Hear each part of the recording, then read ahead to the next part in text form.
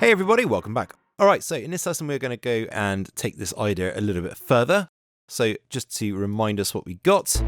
I really wanna see you tonight, but I don't know where to go. I've been looking for you all of the night. By the way, actually before I go any further, just note that we will actually be covering vocal recording and everything later on in the course. I know I just chucked a vocal in, but it's just the guide. So don't worry, everything about vocal recording will be covered. I can find you anywhere. I really wanna see you tonight, but I don't know where to go. I've been dreaming of you all my life. Now I need you more than ever. So, as I was listening back to that when I made it, I hear the sort of pad sound going up in intensity, or going to sort of full brightness at the end there. So I'm just going to automate that in. You should know how to automate in your DAW already. It's covered in all of our beginner tutorials. So all I'm going to do is go into Vital, go to the effects page and find the filter. This is what we're going to be automating. Let's just set our playhead about here. I've been dreaming of you. And then as it sort of goes along to the end where the vocal's playing, we're going to just raise up the filter cutoff. Okay, so very simple sort of maneuver. Let's just go back into Vital. So we just need to hit the right button so I can record automation in. Just be careful whenever you've done that, because if I touch another control, it's going to record automation for that. I'm going to go to the effects page and we're just going to record this. Let's just get it in the right position. I've been dreaming of you all my life. Now I need you more than ever. So that's basically what I want it to sound like. I'm going to turn the right button off and we can see that I've got my bit of automation in. I'm just going to make that a little bit smoother. So just delete those extra points and just give that a sort of more non-linear curve. I've been dreaming of you all my life. Now I need you more than ever. Perhaps it goes up a little bit too high, so let's just back that off a bit. Need you more than ever. That sounds about right. Now, when that comes in, almost immediately I'm thinking, right, I need a kick in there. So let's just grab that. So we go to our work files. Again, you'll find kick 09. Now I'm going to load this in to a sampler track. You can, if you want to, just add it in as audio, but I prefer to use a sampler track for my drums. So I'm just going to draw in a bar of MIDI there. And let's just get in 4 kicks. So on C3.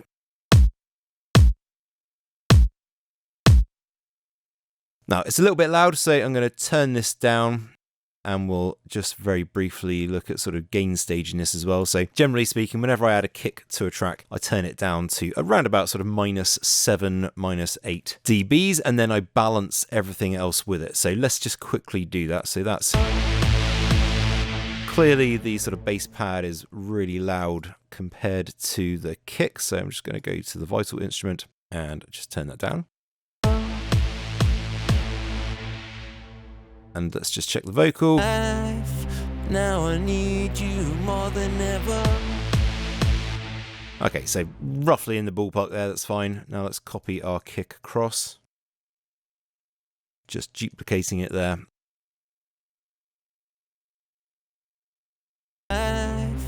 Now I need you more than ever.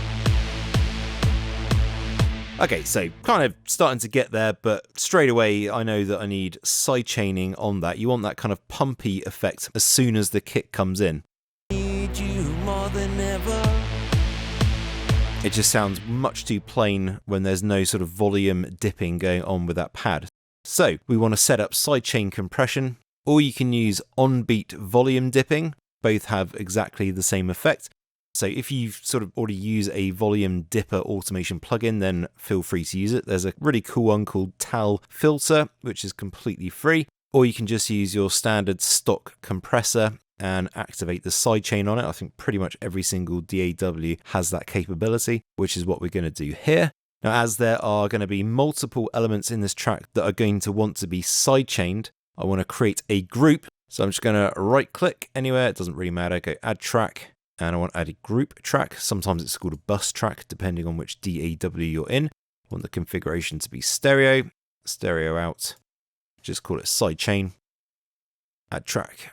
Now I'm going to go into the vital instrument settings, and I'm going to route this through to the sidechain group. So rather than just the stereo out, we're going to send that to the group. Now you can see we've got a signal going through the group channel. So if I mute that, then obviously it mutes the pad as well. And I want to add my sidechain compressor to the group. So I'm just going into the channel settings for the group. Select a compressor under dynamics, just a standard stock compressor. I'll activate the sidechain, and now I just need to choose the sidechain input, which of course we're going to use as our kick. So let's just select the kick channel. Great, that's pretty much set up. Now we just got to get the compressor settings right. And we're going to use just the sort of basic settings for sidechain. It's really simple. Pretty much you can always choose like a ratio anywhere between 3 and 4 really. No attack, no hold. The release, start off with it right down, but we can tune that in a second. And then we just got to set the threshold. And you can see if the sidechain is set up correctly, you'll see every single time that the kick plays, you'll see it on the gain reduction meter. And the more we lower the threshold, the more gain reduction we'll get.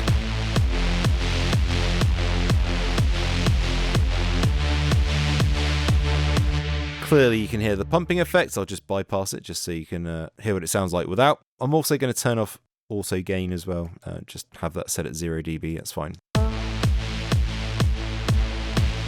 So that's without.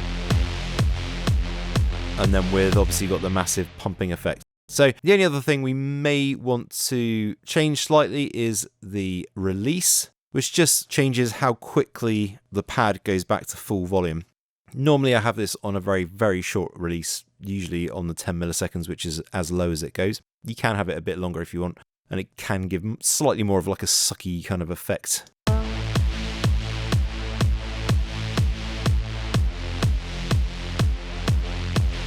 And you can actually see this reflected in the gain reduction meter as well. Like the higher the release, the slower the gain recovers.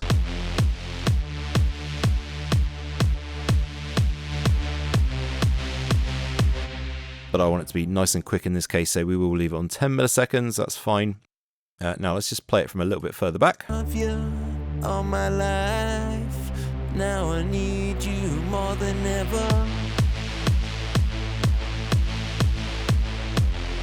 Okay, so sounding better already, but I just want to mix up the melody a little bit. So let's go into the melody and add a small sort of change to it.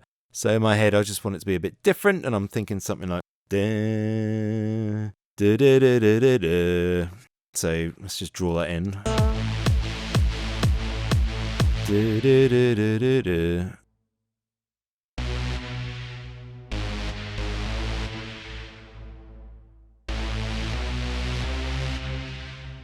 Da, da, da, da.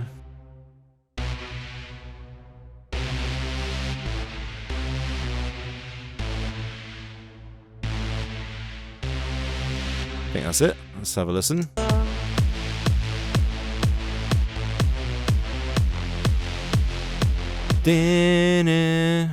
That's kind of what I got going on. So going all the way up to F here.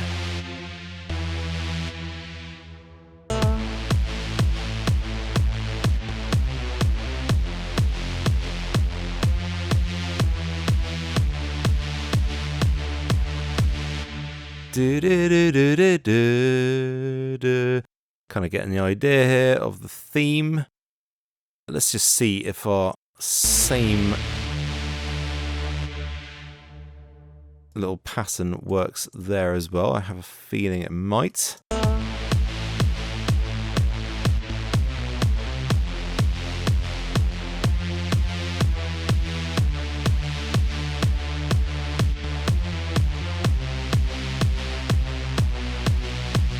Okay, yeah, great. So it just mixes it up a bit.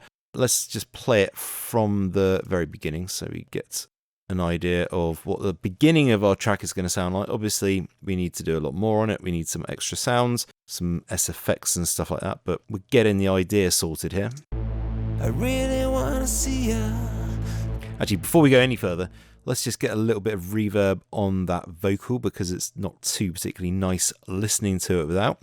So in order to do that, I'm going to create a send effect with a reverb on it. So I'm just going to add a track, go to effects. I'm going to select the reverb. Now we might change the reverb later just for the sake of it. I want to use the stock reverb plugin, the most basic one that comes with Cubase. It's just super easy.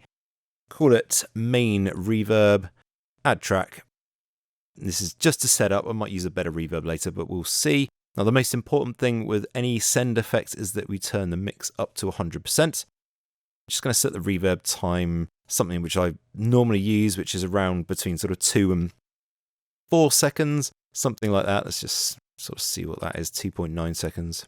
And then all I've got to do is send the signal from the vocal through to the effects group. So I'll just go into the channel settings for the vocal, go to my sends, and then I'm going to send that through to the main reverb group, activate it. Tonight, but I don't know where to go. I've been looking for you all of the night. I It's a bit can't better. find you anywhere. I really wanna see you tonight, but I don't know where to go. I've been dreaming of you all my life. Now I need you more than ever.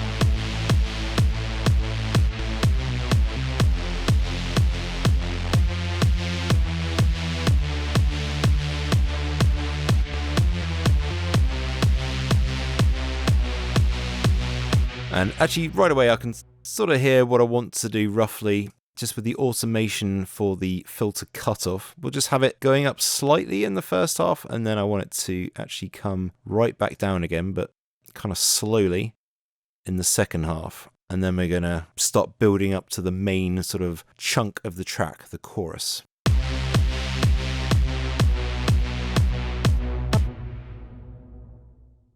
All right, so we're getting our idea kind of there, just tweaking it, working on it, making it sound a bit better, filling it out a bit. And what I want to do is in the next lesson, we're going to start looking at the chorus section of the track. So we kind of know exactly where this track is going to end up after this kind of intro section. And when we've got that chorus, then we can start sort of filling in the blanks, like making the build-up sections and everything like that. All right, that's it for this lesson. Thanks very much for watching, guys and girls. See you in the next one.